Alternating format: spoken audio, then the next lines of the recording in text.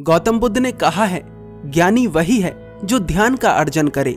जो ज्ञान का अर्जन करता है वह विद्वान हो सकता है, ज्ञानी नहीं। अर्जन करने का अर्थ है किसी कार्य में लगना। जैसे कोई धन अर्जित करता है, कोई ज्ञान अर्जित करता है और कोई ध्यान अर्जित करता है। ज्ञान बासा हो सकता है लेकिन ध्यान हमेशा ताजा होता है। ध्यान का स्वभाव ही ताजा है। ज्ञान वो है जिसे हम किसी दूसरे से सुनते हैं और ध्यान वो है जो हमारी खुद की अनुभूति होती है। गौतम बुद्ध ने 3 महीने का वर्षावास पूरा किया। इन 3 महीने बुद्ध चुप रहे, समाधि में रहे। कहा जाता है कि बुद्ध 3 महीने तक धरती पर ना रहे। धरती पर ना रहने का अर्थ है कि वे समाधि में लीन थे। गौतम बुद्ध को ऐसा करते देख लोगों के मन में प्रश्न उठते थे कि बुद्ध एक आत्मज्ञानी है और फिर भी उन्हें ध्यान करने की आवश्यकता क्यों पड़ती है। परंतु बुद्ध के द्वारा किया गया कोई भी कार्य बेवजह नहीं होता था।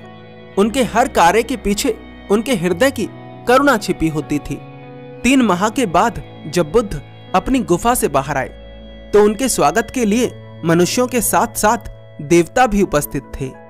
मनुष्यों ने देवताओं को देखा और देवताओं ने मनुष्यों को।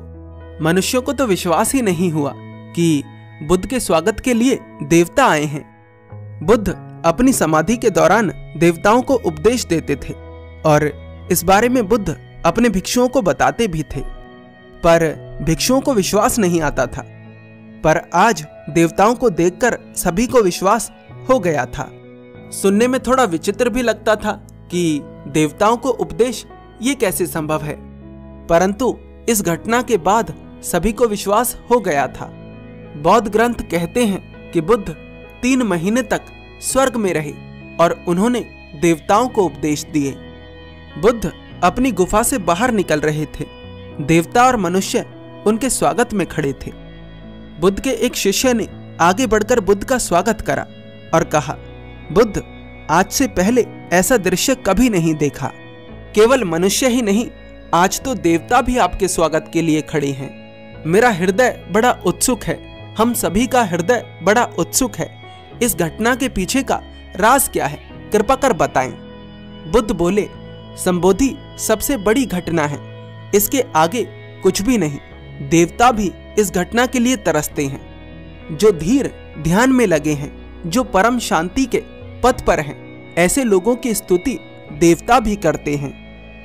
कुछ आवश्यक बात जो लोग देवता शब्द बार बार सुनकर परेशान हो रहे हैं, उन्हें यह समझना चाहिए कि मनुष्य सबसे ऊंची कोटि नहीं है। जिस प्रकार मनुष्यों के नीचे जानवर आते हैं, ठीक इसी प्रकार मनुष्यों के ऊपर देवता आते हैं और देवताओं के भी ऊपर बुद्ध आते हैं और बुद्ध से भी ऊपर वो आते हैं जिसमें बुद्ध को भी विलीन हो जाना होता है। इसे आप पंच तत्व कह सकते हैं, शून्य कह सकते हैं या फिर ईश्वर कह सकते हैं। बुद्ध हो जाना ईश्वर हो जाना ही है, पर शरीर के स्तर पर नहीं। शरीर के स्तर पर व्यक्ति को विलीन होना ही होता है, चाहे वह साधारण मनुष्य हो या बुद्ध। देवता का अर्थ है संभावना। देवता का अर्थ है हमारी ऊंची तरंगे। सत्य केवल उतना ही नहीं है जितना हम जानते हैं। हमारी जानकारी के अलावा भी बहुत सारी बातें सत्य हैं जिनके बारे में हमें कुछ पता भी नहीं।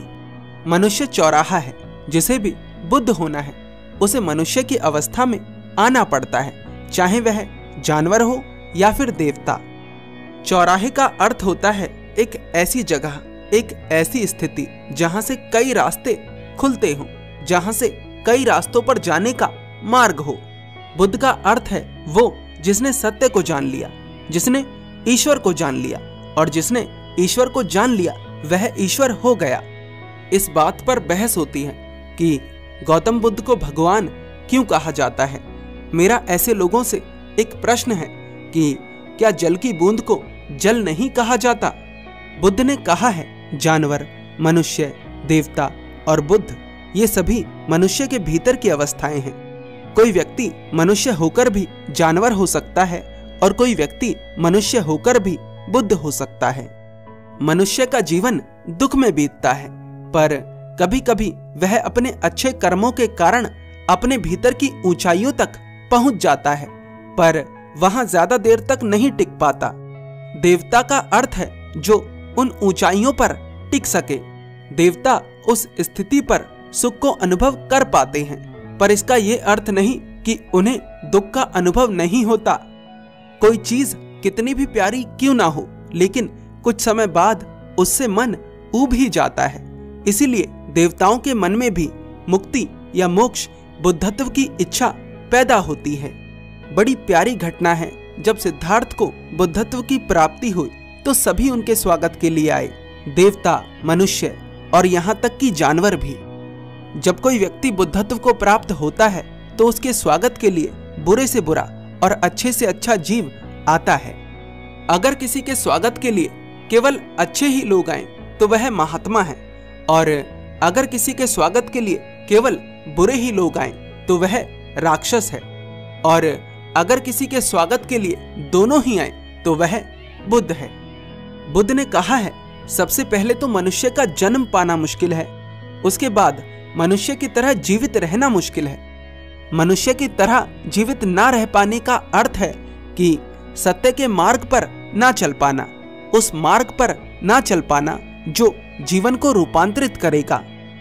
मनुष्य बहुत थोड़े हैं और जीवों की संख्या बहुत अधिक है, इसलिए अगर आप मनुष्य हैं तो इस जीवन को व्यर्थ ना जाने दें, इसे सार्थक बनाएं। मनुष्य एक ऐसी स्थिति है जहां से आप किसी भी मार्ग पर जा सकते हैं, चाहे वह जानवर हो, देवता हो या फिर बुद्धत्व हो। मेरा प्रश्न आपसे है कि आप किस मार्ग पर जाना चाहते हैं।